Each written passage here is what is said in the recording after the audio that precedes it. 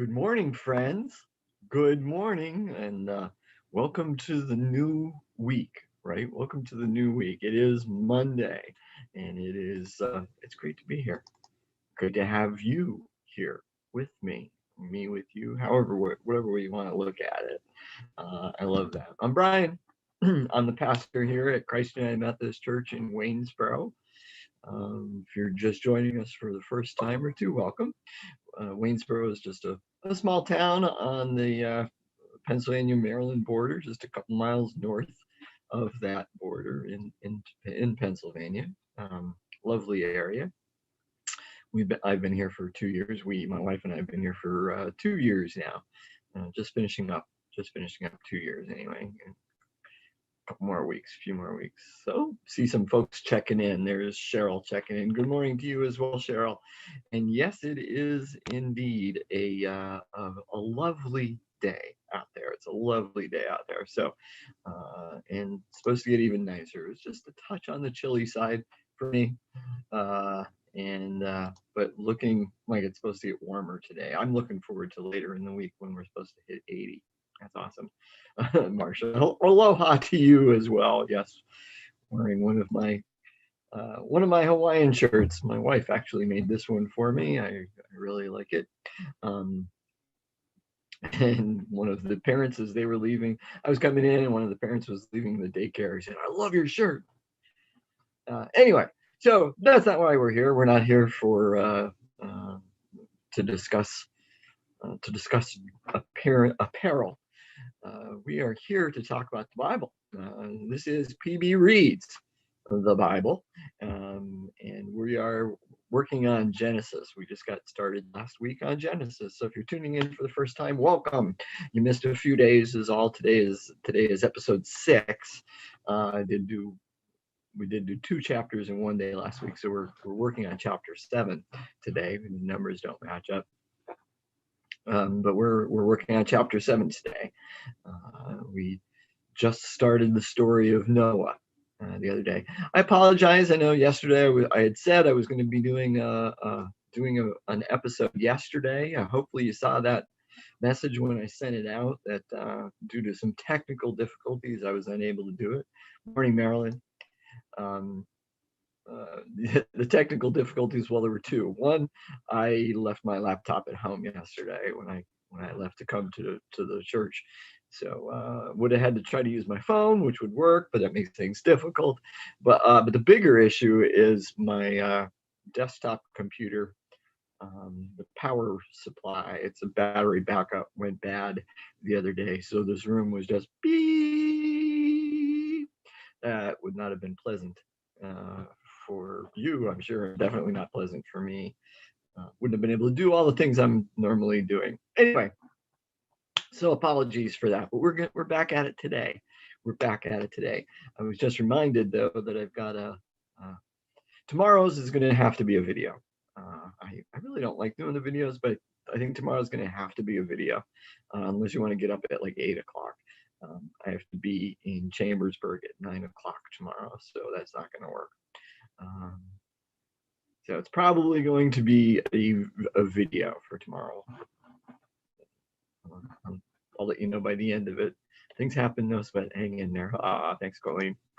All right, so let's get to it. Just tell me, shut up, Pastor Brian, and get to the reading. All right, so we're on chapter 7. This is the story of Noah, hence the water image behind me.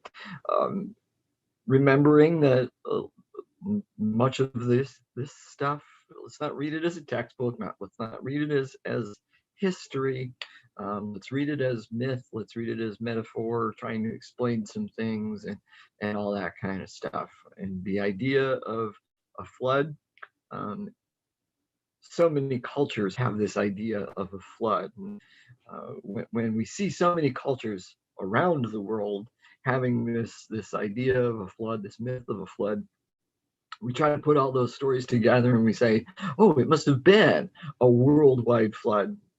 No, that's not necessarily the case, and it's probably not the case.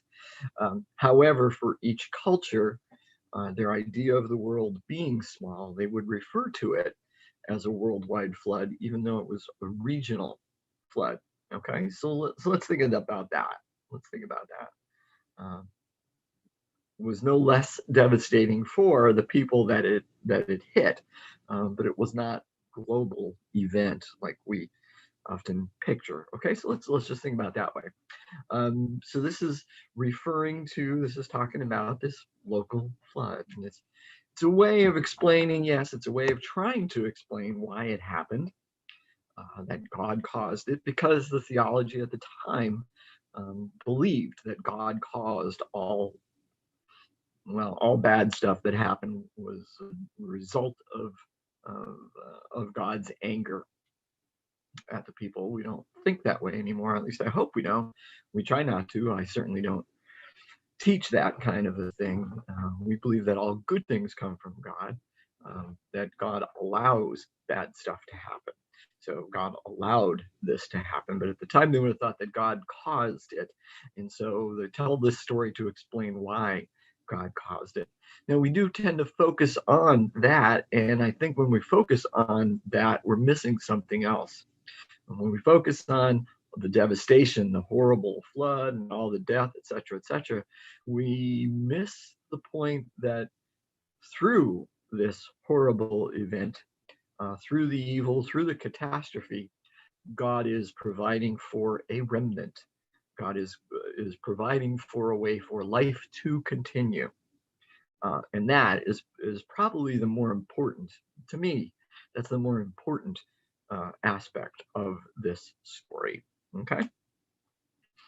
So the other day's reading, God tells Noah to build the ark, and Noah, we're told that Noah follows the instructions perfectly and does exactly what he's told. So here we are, chapter 7. When everything was ready, Hashem said to Noah, "Go into the boat with all your family, for among all the people of the earth, I can see that you alone are righteous. Take with you 7 pairs, male and female, of each animal I have approved for eating and for sacrifice, and take 1 pair of each of the others. Also take 7 pairs of every kind of bird. There must be a male and female in each pair to ensure that all life will survive on the earth after the flood. 7 days from now, I will make the rains pour down on the earth, and it will rain for 40 days and 40 nights until I have wiped from the earth all the living things I have created." Pause. So how many animals, or how many pairs of animals did Noah take on the ark, right? We always say, 2, right? No, it's 2 by 2. 2 by 2, they went on the ark. 2 by 2. Noah took 2 of every animal, 1 pair of every animal. And actually, in our reading from the other day, it says that. Chapter 6, it says that. Verse 19, bring a pair of every kind of animal on the ark. Now, this chapter says something different. This chapter says, bring 7 pairs. The New Living Translation says, of each animal I have approved for eating and for sacrifice. Literally in Hebrew, it's 7 pairs of clean animals. And then goes on to say a pair of everything else. So what's that mean, right? Well, it tells us when we slow down and read it a little bit more closely, and we see that difference, it identifies where this story is coming from, what tradition the story is coming from. This part of the story is definitely coming from the priestly tradition. Remember, and if you studied Exodus with me, hopefully you'll remember. If not, that's okay. This is the reminder. And if you weren't here with me, this is new information for you, which is awesome. There's the different traditions that the stories came from to come together, the Yahwist and the Elohist and the priestly or Deuteronomistic tradition. Now, the priestly tradition is very concerned with the cultic practices involving the tabernacle /temple. And so they're very interested in maintaining the idea of animal sacrifice. And so they're making sure that it's in this part of the story. God had not yet given those, and even if we think that God literally gave those instructions, that didn't happen yet. That doesn't happen yet. It doesn't happen until much later. So we're inserting this idea of cultic practices. They are, whoever this author was, they're putting that back in there long before the idea of the sacrifice, long before God told them, oh, there's only certain animals you can eat. Because actually, up until now, God, the only thing that God told anybody to eat in the story, only thing that God told people to eat so far, remember, were the grains and the fruit and stuff like that. God didn't say anything about eating animals. You weren't supposed to eat them yet, because we're not supposed to be antagonistic with the animals. But so we're seeing this is coming from that tradition popping in there. And that's why it says bring seven pair. And of course, obviously, it does specifically say the purpose for bringing the pairs of each is so that life will continue. So that life will continue. And yes, the 40 days, 40 nights means a really long time. It does not literally mean 40 days and 40 nights. It just means it rained for a long time. A long time. So continuing, so Noah did everything as Hashem had commanded him. Noah was 600 years old when the flood covered the earth. He went on board the boat to escape the flood, he and his wife and his sons and their wives. With them were all the various kinds of animals, those approved for eating and for sacrifice, and those that were not, along with all the birds and all the small animals that scurry along the ground. They entered the boat in pairs, male and female, just as God had commanded Noah. After 7 days, the waters of the flood came and covered the earth. Pause. Numbers are symbolic, and that I've mentioned that before. Don't read numbers literally, so that's 600 years. No, it wasn't 600 years old. It just means he was old, and but we can see something there because he is, and it's a number. It's like a perfect number, so it's showing him to be righteous and all that kind of stuff too. That's mixing in there. But I also want to point out the number of 7. It's the 7 days. After 7 days, the waters of the flood came and covered the earth. That 7, not only for us, but for the original hearers of this story, that 7 quickly takes us back to creation. So these are, rather than being the first 7 days of creation, it's kind of like these are the last 7 days of creation. And so it's that perfect number. It echoes that 7. It's a full week, however you want to phrase it, and it's going to wipe things clean. So that's what that's about. That's what that symbolizes.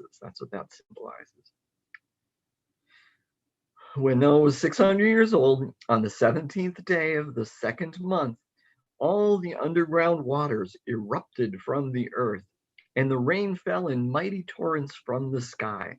The rain continued to fall for 40 days and 14 nights. Pause. So if you were here for the first day when we were talking about this, their concept, their idea, even the way it was written in the first creation story, the earth is small, the earth is flat, and there is not a sky that's open and stuff like that and goes on forever, that extends out into the outer space and into the universe. But there is a fixed dome in the sky. There's a fixed dome in the sky. It's rigid, it's solid, and that is what is keeping the waters of chaos apart and below.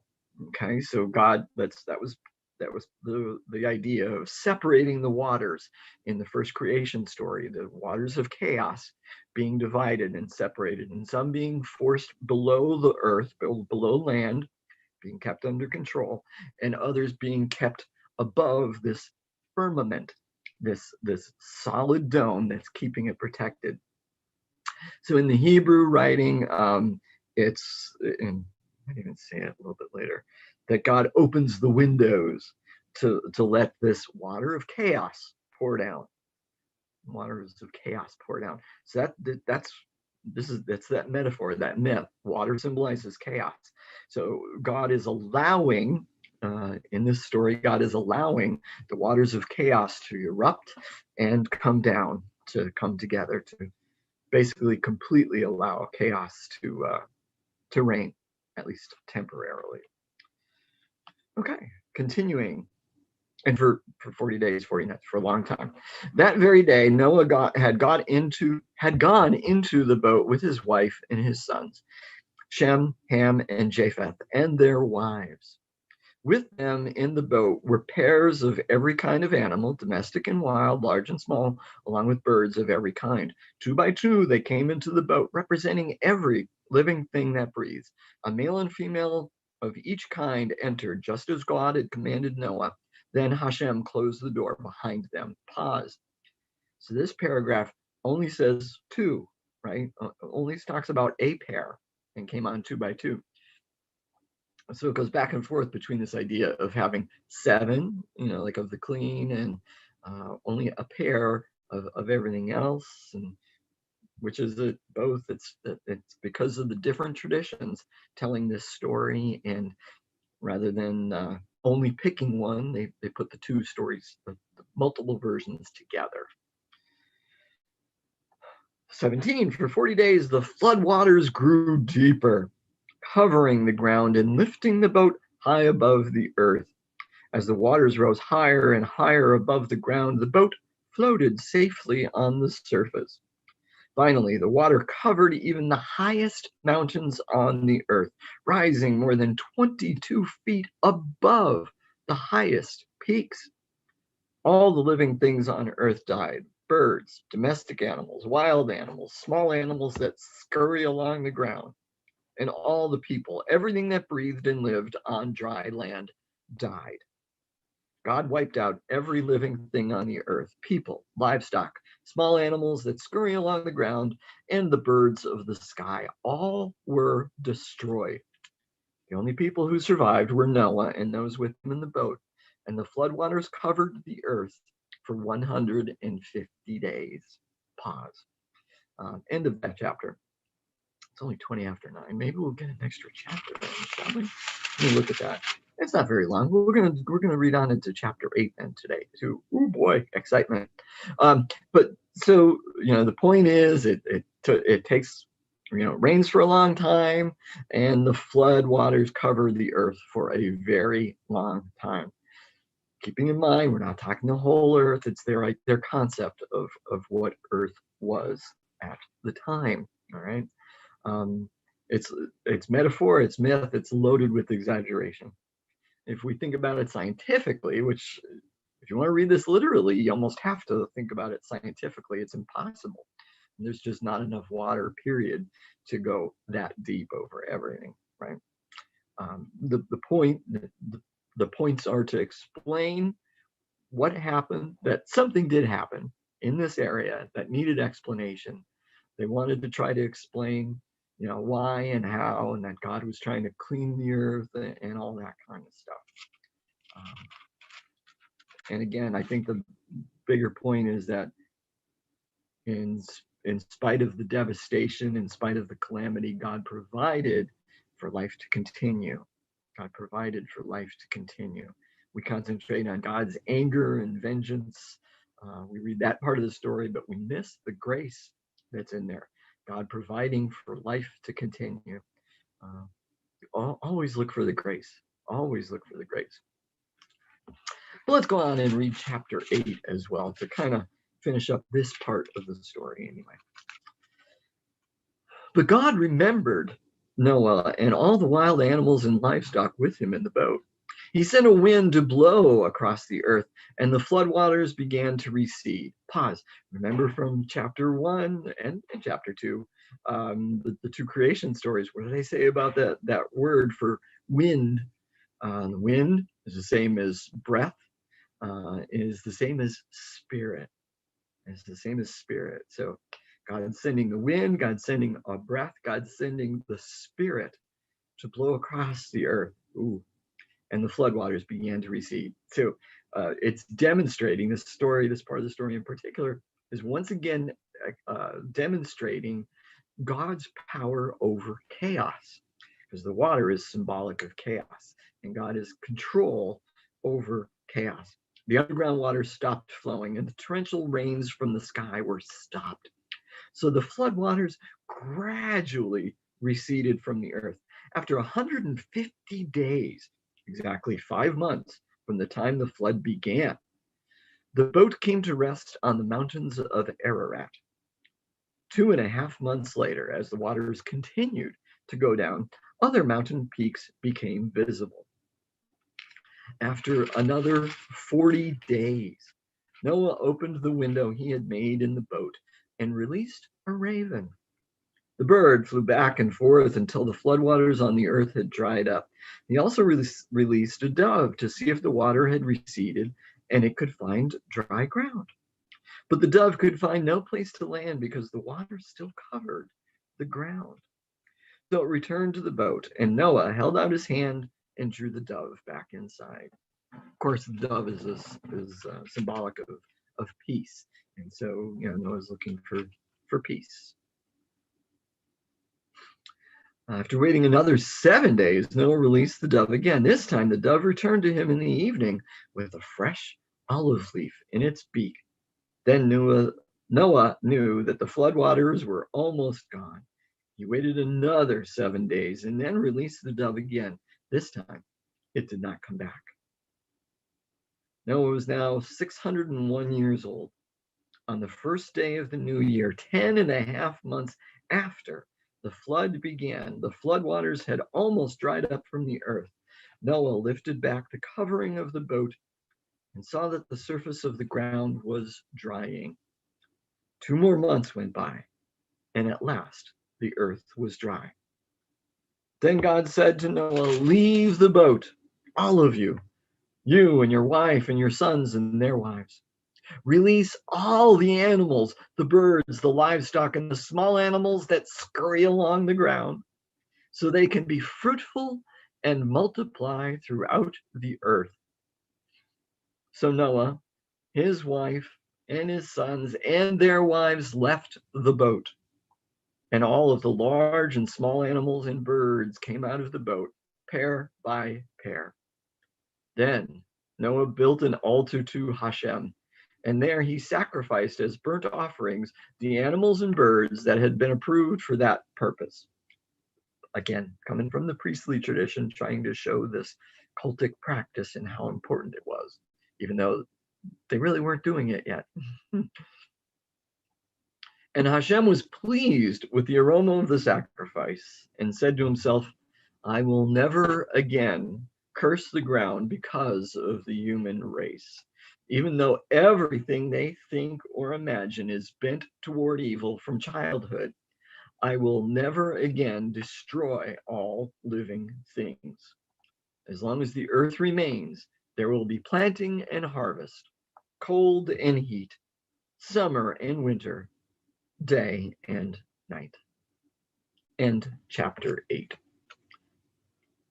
So God has provided for this remnant, for life to continue, and they end the story. They end this part of the story, this tale, this fable, with this promise from God that that life will continue. That life will continue day to day, summer and winter, seed time and harvest.